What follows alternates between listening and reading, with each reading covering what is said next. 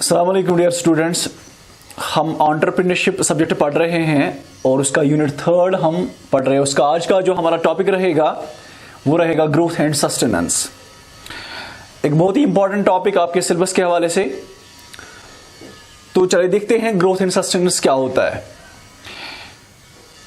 इससे पहले कि हम इस टॉपिक पे आ जाएं, हर एक इंसान जो है इस दुनिया में वो आगे बढ़ना चाहता है। Just take the example of a child. जब कोई बच्चा होता है, इन्फेंट होता है, वो भी चाहता है कि मैं बड़ा कब हो जाऊं। इसी तरह जब छोटा बच्चा जो अभी मतलब थोड़ा कुछ ही कदम चल रहा होता है, उसके घर वाले एस्पिरेशंस लगाए रहते हैं। ये जो हमारा बच्चा है ये कब खुद चले, ये खुद कब स्कूल जाए। नहीं, घर वाले भी चाहते हैं कि ये आगे बढ़े। ये हो गया एक from age point of view. इसी तरह फिर आगे जब चाइल्डहुड हो जाता है, उसके बाद वो यूथ में आ जाता है, एडोलसेंस एज में आ जाता है। ये एडोलसेंस के बाद वो यूथ में आ जाता है। यूथ में उसके बाद उसकी ओल्ड एज हो जाती है। ओल्ड एज के बाद अल्टीमेटली उसकी डेथ हो जाती है। Same is the case with the business enterprise. या बिजनेस एंटरप्राइज के साथ एंटरप्रेन्योर जो होता है वो भी चाहता है कि मैं अपनी बिजनेस को आगे ले जाऊं। अगर मैंने आज छोटे पैमाने पे बिजनेस स्टार्ट की, मैं कब इस छोटी सी दुकान को या इस छोटे से कारोबार को मैं कैसे एक बड़ी कंपनी तक पहुंचाऊं। हर एक एंटरप्रेन्योर की ये कोशिश होती है कि मेरी बिजनेस जो है डे बाय डे तरक्की करनी चाहिए, मेरी बिजनेस दिन ब दिन ग्रो होनी चाहिए। उसी चीज को हम कहते हैं ग्रोथ। तो यहां से आपने अंदाजा लगाया होगा कि ग्रोथ आज हमारा जो टॉपिक है वो किस हवाले से। अगर हम ग्रोथ की डेफिनेशन को देखेंगे, ग्रोथ होता क्या है?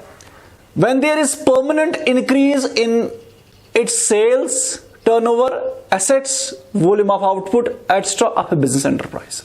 यानी कि जब एक बिजनेस में एक परमानेंट, ना कि टेम्पररी, परमानेंट इंक्रीज हो जाएगा, यानी उसकी सेल्स बढ़ेगी। सपोज अगर उसकी महीने भर सेल्स होती थी 10,000 यूनिट्स, अब उन्होंने पिछले कई महीनों से उन्होंने सेल जो की है या 5-6 महीनों में उनकी जो सेल्स है वो लगातार बढ़ रही है। वो 10,000 से लेकर 20,000 तक पहुंच गई। तो अगर ये हर महीने बढ़ रहा है, हर महीने उनकी सेल्स बढ़ रही है, 10,000 से आगे जा रही है, तब जाके हम कहेंगे उस बिजनेस ने ग्रोथ अचीव किया है। वरना अगर एक महीने में उन्होंने 12,000 की सेल्स की, लेकिन दूसरे महीने में 11,000 की, तीसरे महीने में 15,000 की, चौथे महीने में फिर से 12,000 पे आ गए, तो उस चीज को हम ग्रोथ नहीं कहते। Growth can never be temporary, growth is always permanent. जब भी एक बिजनेस में सेल्स या उसकी प्रोडक्शन लगातार बढ़ेगी, परमानेंट बेसिस पे बढ़ेगी, तो उस बिजनेस को हम कहेंगे उस बिजनेस ने ग्रोथ अचीव किया है। ये ना सिर्फ हम सेल्स या प्रोडक्शन के तक ही महदूद नहीं रखते हैं, बल्कि इसके अलावा अगर कोई बिजनेस जो है अपनी मार्केट शेयर बढ़ा रही है, मार्केट बढ़ रहा है, उसका मार्केट कवरेज बढ़ रहा है, या उसके एसेट्स बढ़ रहे हैं, या उसके रिसोर्सेज बढ़ रहे हैं, अगर चाहे उसके रिसोर्सेज बढ़ रहे हैं, चाहे उसकी प्रोडक्शन बढ़ रही है, चाहे उसकी सेल्स बढ़ रही है, या चाहे उसके एसेट्स बढ़ रहे हैं, लेकिन परमानेंट बेसिस के लिए that we called as business has achieved the growth. So जब कोई भी एंटरप्रेन्योर जो होता है उसका ख्वाब होता है, उसकी तमन्ना होती है कि मैं आगे अपनी बिजनेस को कैसे बढ़ाऊं, उसको मैं कैसे ग्रोथ अचीव करूंगा। अब जो ग्रोथ है ना, ग्रोथ हासिल करना इजी होता है, लेकिन उसको सस्टेन करना, उसको कंटिन्यू रखना, उसको उस चीज को बनाए रखना, वो बहुत बड़ी इंपॉर्टेंट बात होती है।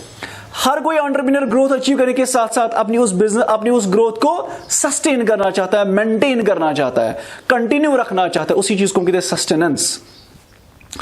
तो एंटरप्रेन्योर जो होगा वो अपनी ग्रोथ के साथ साथ उसको सस्टेन करना चाहता है। क्यों है ऐसा बिजनेस, ऐसा एंटरप्रेन्योर क्यों सोचता है कि मैं आगे बढ़ूं? ऐसा वो क्यों सोचता है कि मैं अपनी इस ग्रोथ को आगे हमेशा के लिए सस्टेन रखूं? क्योंकि कट थ्रू आउट कंपटीशन, चाहे कोई बिजनेस छोटी से छोटी क्यों ना हो या बड़ी से बड़ी बिजनेस क्यों ना हो, हर एक बिजनेस चाहती है कि मार्केट में सर्वाइव करूं, मार्केट में बने रहूं, जो भी मेरे को कंपटीटर आ जाए उससे मैं लड़ सकूं, उसको मैं डिफीट दे दूं। हर कोई बिजनेसमैन यही चाहता है, ताकि मेरे पास ज्यादा से ज्यादा कस्टमर आके मेरे को ज्यादा मार्केट शेयर कैप्चर हो जाए, मेरी सेल्स बढ़ जाए, मेरा ज्यादा से ज्यादा मुनाफा कमाऊं, और उस मुनाफे से मैं अपनी needs and aspirations of my family members उसको मैं फुलफिल करूं। हर एक इंसान भी यही चाहता है फितरतन। Growth is natural phenomenon. Growth जो है ये एक नेचुरल फिनोमेनन। हम छोटा बच्चा देखते हैं वो भी आगे आगे बढ़ता है, ये नेचुरल फिनोमेनन है। हम कोई पेड़ देखते हैं वो पहले छोटा होता है, पौधा होता है, उसके बाद बड़ा हो जाता है। इसी तरह हर कोई चीज जो भी लिविंग बीइंग है, या इसी तरह जो इंसान के एस्पिरेशंस है, नीड्स है, वो आगे चाहता है। वो इंसान फितरतन आगे चाहता है, बढ़ना चाहता है, बड़ा आदमी बनना चाहता है। इसी तरह जो बिजनेसमैन होता है वो भी चाहता है कि मैं अपने आगे बिजनेस को आगे ले जाऊं, मैं अपने कंप्यूटर के आगे निकल सकूं, मैं अपने कंप्यूटर को हराऊं। इसी हराने के लिए आप एक बिजनेसमैन के जो पास जो मेन हथियार होता है, मार्केट में सर्वाइव करने के लिए जो मेन हथियार होता है, वो इस बिजनेसमैन के लिए जब वो ग्रोथ अचीव करेगा, क्योंकि ग्रोथ की बदौलत से उसके पास पैसे आएंगे। उसी पैसों के हवाले से वो अपनी प्रोडक्ट में इनोवेशन लेकर आ सकता है, अपनी बिजनेस में वो अपग्रेडेशन ऑफ टेक्नोलॉजी कर सकता है, वो अपनी बिजनेस में अच्छी अच्छी फैसिलिटीज रख सकता है, अपनी प्रोडक्ट में क्वालिटी ला सकता है, या वो मार्केट कैप्चर कर सकता है, ज्यादा एडवर्टीजमेंट पैसा खर्चा सकता है, तभी जब उसने ग्रोथ अचीव की होगी। सो ग्रोथ हासिल करने के लिए जब जो ही एक बिजनेसमैन को ग्रोथ अचीव हो जाती है तो उससे इसके बिजनेस को बहुत फायदे हो जाते हैं। मान लीजिए उसके रास्ते खुल जाते हैं, उसका कंपटीशन कम हो जाता है, उसको मार्केट में सर्वाइव कर पाना इजी हो जाता है। तो चलिए आप देखते हैं कि कॉज ऑफ ग्रोथ, एक बिजनेसमैन जो है क्यों ग्रोथ चाहता है, वो क्यों आगे बढ़ना चाहता है। नंबर 1, पहले इकोनॉमीज ऑफ लार्ज स्केल। हर कोई बिजनेसमैन ये चाहता है कि मैं प्रोडक्ट का कॉस्ट, मेरा प्रोडक्ट जो है बनने का खर्च आने का, या प्रोडक्ट बनने का जो मुझे खर्चा लगता है उसको मैं कम करूं, ताकि ज्यादा से ज्यादा लोग मेरा प्रोडक्ट खरीद सके, ज्यादा से ज्यादा लोग अफोर्ड कर पाए मेरा प्रोडक्ट। जितना ज्यादा लोग आपके प्रोडक्ट को खरीदेंगे, आपकी सेल्स बढ़ेगी, आपकी जब सेल्स बढ़ेगी आपका मुनाफा बढ़ेगा। तो हर कोई जो एंटरप्रेन्योर जो होता है वो चाहता है कि मैं economics of large scale achieve करूं। इकोनॉमिक्स ऑफ लार्ज स्केल होता क्या है? इकोनॉमिक्स ऑफ लार्ज स्केल का मतलब है आप बड़े पैमाने पे प्रोडक्शन करते हो। जब आप ह्यूज प्रोडक्शन करते हो तो कॉस्ट पर यूनिट जो होता है वो डिक्लाइन होता है। ये मैंने आपको बिजनेस स्टडीज में भी पढ़ा है, क्योंकि दो किस्म के खर्चा लग जाते हैं हमें प्रोडक्ट को बनाने में। एक लगता है फिक्स्ड कॉस्ट, दूसरा लगता है वेरिएबल कॉस्ट। जब हम जितना ज्यादा चीज प्रोडक्शन आप करोगे आपका वेरिएबल कॉस्ट भी बढ़ता जाएगा। जितनी आप चेयर्स बनाओगे उतना आपका रॉ मटेरियल ज्यादा लगेगा, उतना आपका, सपोज अगर प्लास्टिक की चेयर्स बना रहे हो उतना आपको प्लास्टिक का मटेरियल ज्यादा लगेगा।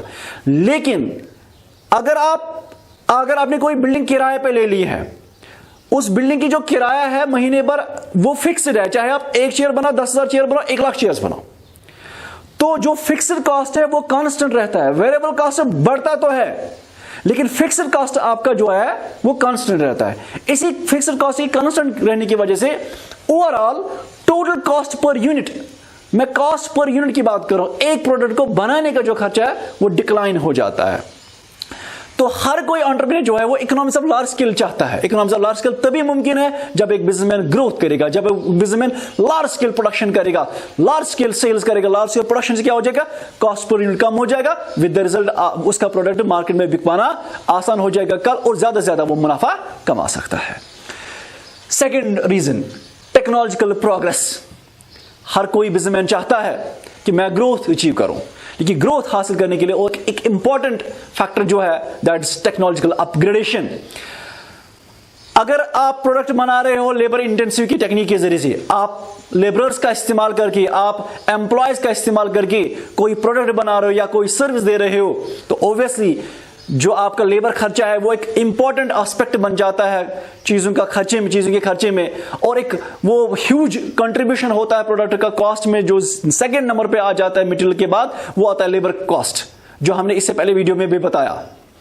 तो लेबर कॉस्ट को रिड्यूस करने के लिए आप क्या करते हो? अगर आप फॉरएवर आप लेबर कॉस्ट को रिड्यूस करना चाहते हो, आप टेक्नोलॉजी के साथ आ जाते हो, आप एडवांस टेक्नोलॉजी लेके आते हो। इस एडवांस टेक्नोलॉजी से भी आपको क्या होता है, आपको एक ही दफा टेक्नोलॉजी खरीदनी पड़ती है, और जिससे आपका लेबर खर्चा बच जाता है। जैसे इससे पहले हमने बहुत सारी चीजें देखी थी, जो चीजें हाथों से बनाया जाता था उसको टाइम लगता था और बहुत सारा पैसा वो लेबर्स पे खर्चाया जाता था। लेकिन टेक्नोलॉजी आने की वजह से क्या हो गया, आपका जो लेबर कॉस्ट वो सारा बच जाता है, विद द रिजल्ट ओवरऑल जो कॉस्ट ऑफ द प्रोडक्ट जो होता है वो कम हो जाता है। इस तरह से एक बिजनेसमैन जो है, एक एंटरप्रेन्योर जो है, ज्यादा से ज्यादा प्रोडक्ट बेच पाएगा। जब वो ज्यादा प्रोडक्ट बेच पाएगा, इसका मतलब है कि इसने ग्रोथ अचीव की है, वो ज्यादा मुनाफा कमाएगा। तो सेकंड इंपॉर्टेंट काज जो है हर एक बिजनेसमैन जो चाहता है कि ग्रोथ में हासिल करूं, तो ग्रोथ हासिल करने के लिए उसको क्या करना है, उसको टेक्नोलॉजिकल अपग्रेडेशन करना है, एडवांस टेक्नोलॉजी लेके आना है, तभी वो ग्रोथ हासिल कर सकता है। Third, requirement of capital. जितने आपके प्लान्स बड़े होंगे उतना आपका पैसा ज्यादा जरूरत पड़ेगा। हर कोई बिजनेसमैन बोलता है कि शॉर्टेज ऑफ फंड्स है, शॉर्टेज ऑफ फाइनेंस है। क्यों? क्योंकि उनकी जो एस्पिरेशंस होते हैं, उनके जो गोल्स एंड ऑब्जेक्टिव्स होते हैं, उसके लिए उनके पास अवेलेबिलिटी ऑफ फंड्स बहुत कम होता है। वो चाहते हैं कि हम अपने बिजनेस को आगे बढ़ाएं, वो चाहते हैं कि हम नए नए मार्केट में एंट्री करें, वो चाहते हैं कि हम अपनी बिजनेस में ऐसे ऐसे फैसिलिटीज लेके आए, बट उसके जो हर्डल आ जाती है, ऑब्स्टिकल आ जाती है, वो आता है पैसा। जब एक बिजनेस में पैसा आ जाता है तभी मुमकिन है ग्रोथ, तभी वो अपने बिजनेस में फैसिलिटीज रख पाएंगे, तभी वो नए नए एसेट्स खरीद सकेंगे, तभी वो टेक्नोलॉजिकल अपग्रेडेशन कर सकते हैं। ये सब चीजें तभी मुमकिन है जब उनके पास पैसा आएगा।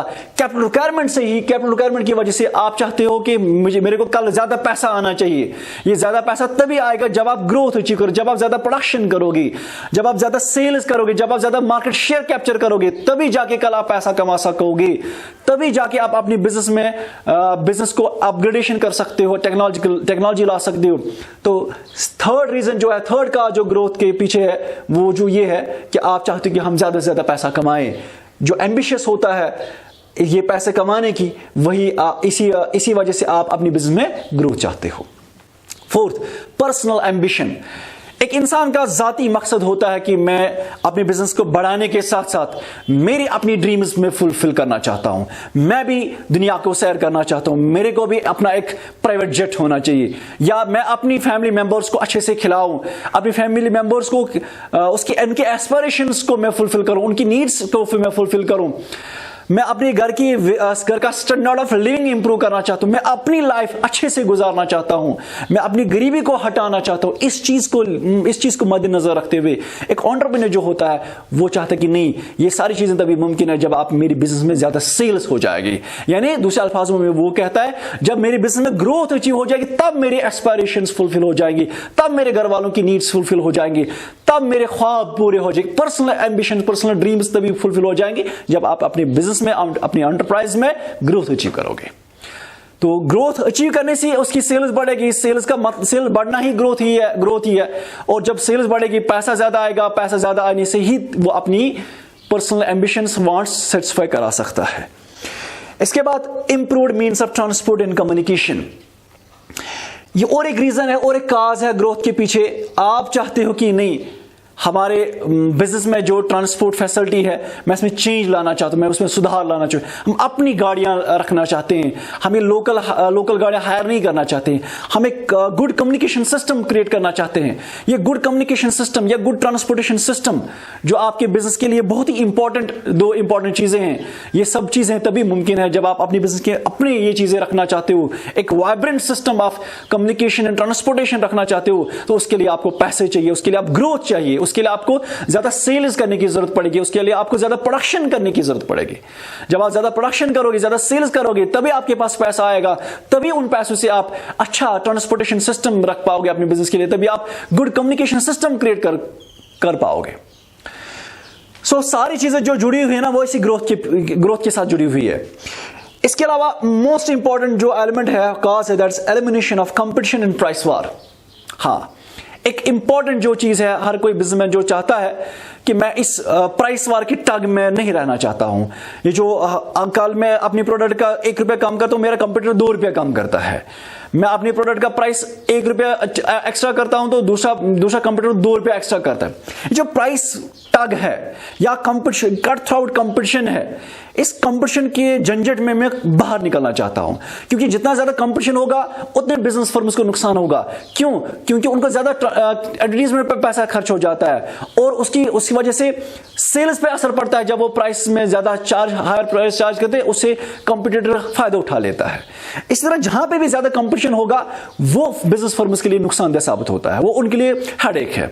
तो हर कोई बिजनेसमैन जो है, हर कोई बिजनेस फर्म जो होगी, वो ये चाहते हैं कि हम अपनी इस कंपटीशन को एलिमिनेट करना चाहते हैं। हम इस प्राइस टग जो है बिजनेस फर्म में, उसको हम खत्म करना चाहते हैं। लेकिन ये सब चीजें तभी मुमकिन है जब आप ग्रोथ अचीव करोगे। मतलब जब दो फर्म्स आपस में मिल जाएंगे, जब वो कंपटीशन को ही खत्म करेंगे। मिसाल के तौर पर मैं आपको समझाता हूं, बिफोर जियो, जब यहाँ पे जियो था, जियो से पहले यहाँ पे बहुत सारी कंपनीज थी। वोडाफोन था, एयरटेल था, इसके अलावा डोकोमो था, आइडिया था। फिर जब इन्हें देखा कि आपस में ही हम लड़ रहे हैं, हमारा मार्केट शेयर जो है, मार्केट शेयर को कैप्चर करने के लिए हम बहुत सारा पैसा, हर एक कंपनी पैसा खर्चा रही है। एयरटेल वाले भी क्या कहते हैं, एडवर्टीजमेंट पे पैसा बहुत खर्चा रहे हैं, आइडिया वाले भी, वोडाफोन वाले भी बहुत सारा पैसा खर्चा रहे हैं। क्यों ना हम एक काम करें, हम आपस में ही मिल जाएंगे। फिर हमने देखा कि आइडिया और वोडाफोन ने वो आपस में मिल गई थी, उन्हें मर्ज किया था और वो आपस में कंबाइन हो गए थे। उन्होंने बोला कि आइडिया भी अपने तरीके से पैसा खर्चा रही है एडवर्टीजमेंट पे, हम भी एडवर्टीजमेंट पैसा खर्च, क्यों ना हम एक ही एडवर्टीजमेंट का खर्चा करेंगे ताकि हमारे खर्चा बच जाएंगे, ताकि हमारा मुनाफा बढ़े, ताकि हमारी सेल्स बढ़े। तो जब आइडिया के कस्टमर्स और वोडाफोन के कस्टमर्स मिल गए तो उनकी सेल्स बढ़ गई। वो अच्छे से अब प्लान कर पाएंगे आगे फ्यूचर में। इस तरह से उन्होंने देखा कि कॉम्बिनेशन करने से उनका कंपटीशन हट गया, प्राइस टग वार जो है वो भी खत्म हो गया और इस तरह से वो आगे बढ़ पाए। तो इसी ग्रोथ को अचीव करने के लिए या कॉज ऑफ द ग्रोथ है वो यही है, ताकि हमारा जो कंपटीशन है वो खत्म हो सके और जो प्राइस वार है वो परेशानी भी खत्म हो सके। होप आपको ये समझ में आ चुका होगा। That's all for today.